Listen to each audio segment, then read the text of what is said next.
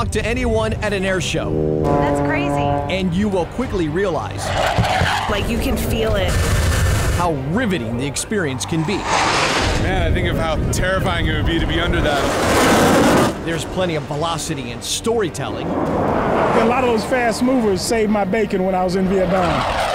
All playing out under one colorful theme. Patriotism at its finest right there. The premier attraction, the U.S. Air Force Thunderbirds, or U.S. Navy Blue Angels. Symbolic for thousands, as they represent the spirit of our nation. It's called freedom. It's called what we're here for. It's called being American. We believe in that beautiful, beautiful phrase that hasn't been used so much over the last 3 decades.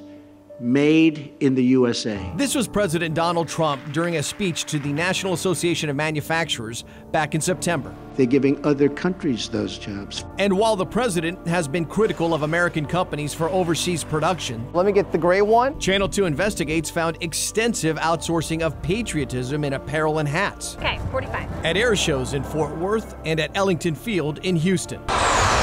The vendors allowed to sell merchandise through licensing agreements with the U.S. Navy and Air Force. Do you have the license? Yes. The foreign influence was everywhere. We found products made in Nicaragua, Honduras, Pakistan, El Salvador, and of course, China. And not China, Texas, I presume. No. How does that strike you? It's pitiful. Jim Sanders served in the jungles of Vietnam. From Dong Han North. As a veteran, he has one message to the Navy and Air Force. I think they need more oversight. Sanders is not alone. It's crazy. Diane Cooney has been an official vendor at air shows for the last 31 years. None of the shirts are made in the USA. She says it comes down to cost. And price points really are pretty high.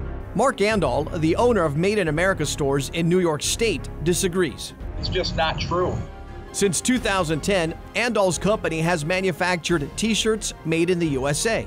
T-shirts are about 25% of our business. Shirts that sell for under $20 on his site, Andal says can be produced and sold for the same price we found at the air shows, if not less. We can do that with a Made in America USA T-shirt.